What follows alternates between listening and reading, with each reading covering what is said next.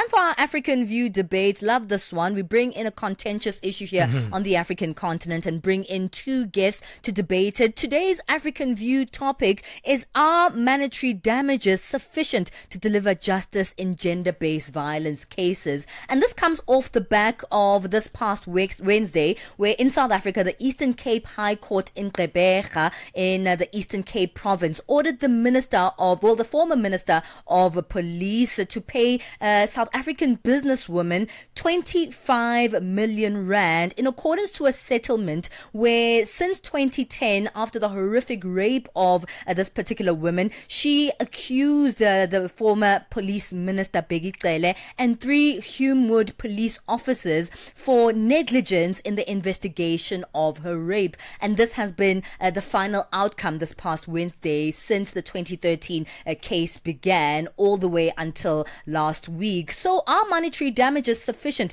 to deliver justice in gender-based violence cases? Debating this conversation today is Boitumelo Morobane, founder of Rise the Phoenix Recreational Center, and Zodwa Manjezi, social worker in private practice. Thank you so much, ladies, for joining us in today's African View debate. Boitumelo, I'm going to begin with you in today's conversation. Let us know where you stand in this conversation. What are your thoughts on whether or not monetary damages are sufficient in delivering justice in gender-based violence cases?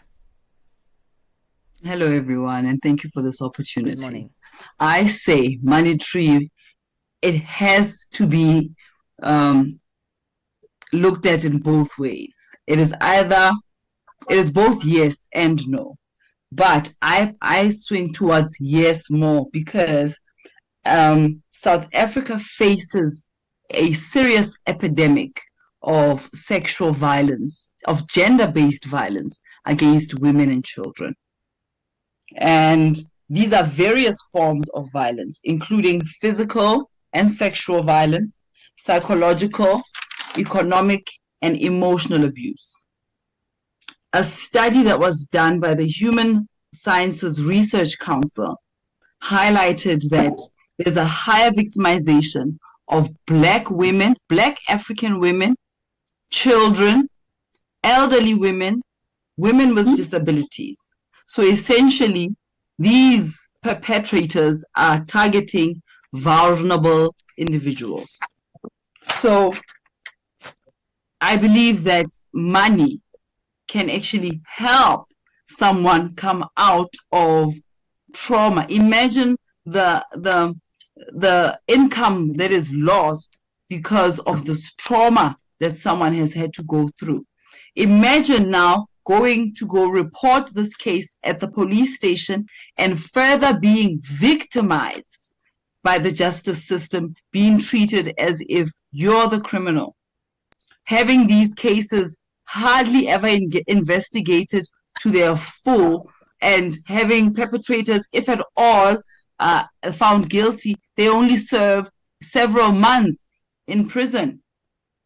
So, and carrying on, gender-based violence is perpetuated against women because perpetrators know that there is no punishment for their crimes.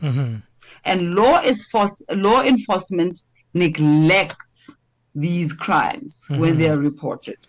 And there's so much malpractice, so much neglect when it comes to dealing with these cases properly and to their merit. Yeah. So I say, because of that, victims must be paid financially by the government that lets us down, by the justice system that lets us down. And furthermore, if the government... Tumitemelo, leave all your points. Let's not take all of them in right now because we're still going to expand on your point. I just want to get Zotwa's take on her side of this conversation. Zotwa, what's your take?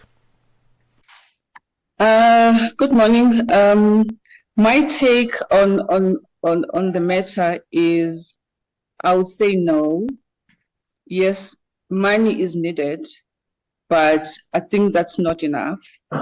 Let's look at the deeper part of it, because the victim loses dignity, loses safety, and they end up having to deal with trauma.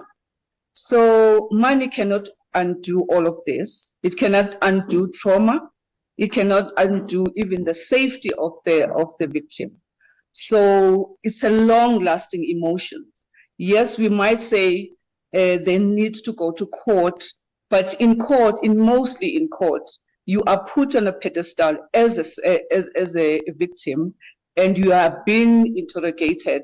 And at the end of the case, you are left with everything that is called, you are just humiliated just to be given money. And money can do some of the things, but the victim will live with the triggers at some point, because at some point they're going to meet these perpetrators somewhere on the streets if the justice is not being served. So I think the perpetrators need to understand as well that they need to account to what they have done. And justice needs to be done in that accountability. Even the society needs to be able to push these perpetrators to account, whether it's a public admit of the wrongdoing, it can be done so that they can be able to be known that they have done this wrong to other people. Mm-hmm. At the same time, justice needs to be done in a point of rehabilitation, because we really need to rehabilitate people so that they can be able to understand the impact that they leave to the people that they've wronged. I'm going to move on, because we did touch that it's gender-based violence includes even sexual and physical.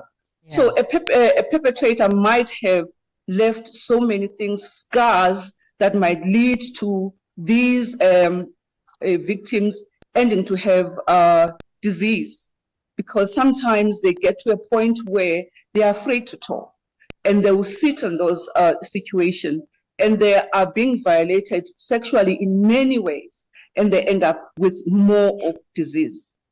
I'll pause for now. All right, Bitumelo, let's come back to you quickly before we go on our break. You can expand further on your opening statement in terms of why you think monetary damages are sufficient to deliver justice in gender-based violence cases. But let's speak about this word justice in particular. What does justice mean to you? Justice means to me that the one that has been harmed gets the full merit and understanding of justice, of peace, of recognition that this has happened to them, and support as well. Justice means support from the right systems that are going to help you come out of that, heal from that. That's what justice is to me.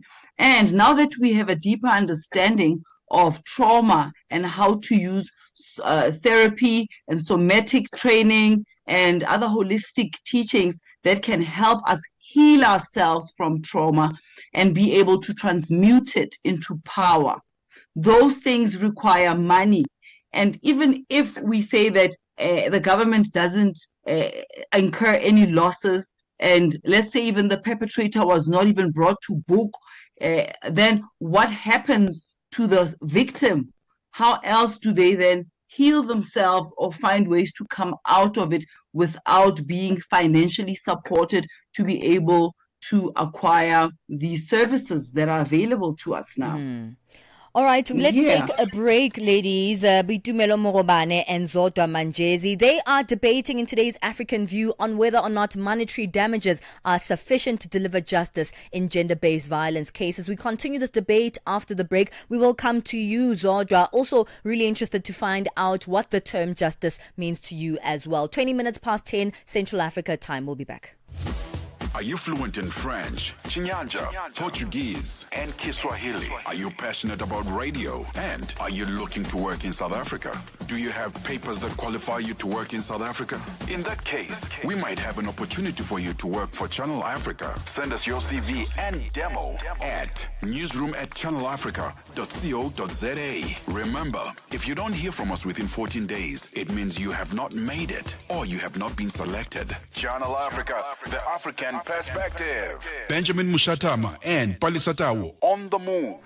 Are monetary damages sufficient to deliver justice in gender-based violent cases? That's the question that we're asking our guests today in our debate. The debate is strong so far. Boitumelo Morubane is founder of Rise the Phoenix Recreational Center and is saying, yes, money damages are sufficient to deliver justice in GBV cases. Meanwhile, we have Zotwa Manjezi, who is a social worker in private practice, saying, no, money damages are insufficient. There's a deeper issue that's happening here when it comes to deliver justice.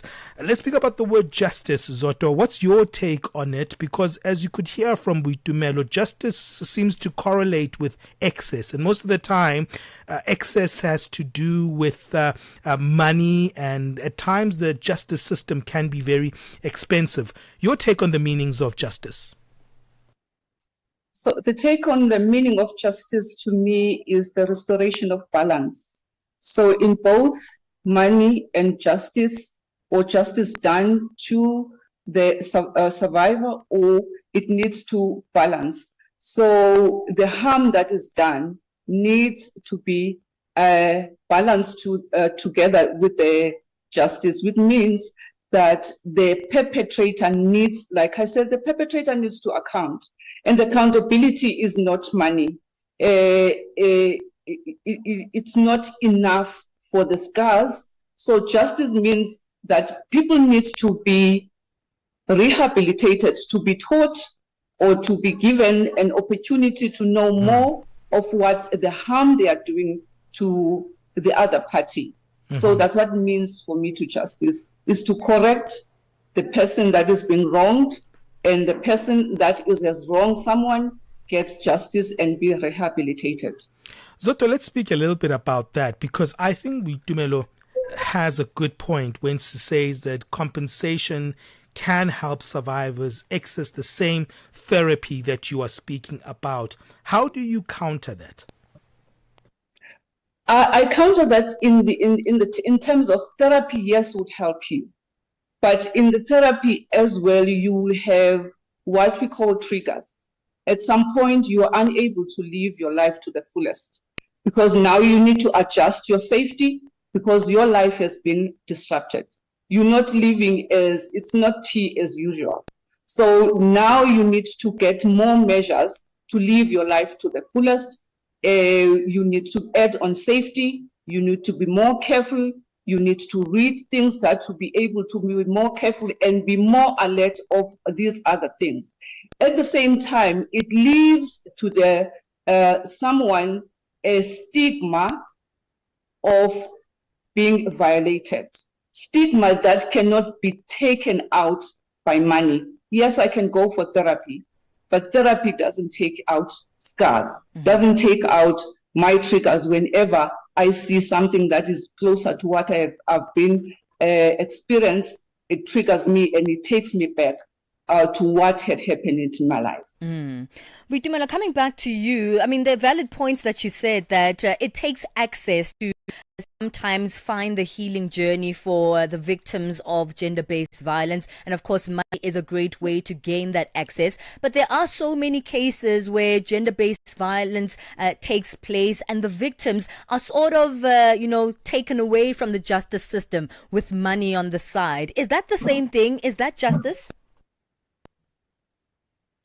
I don't believe that. I resonate a lot with what Sizotwa said about restoration of balance.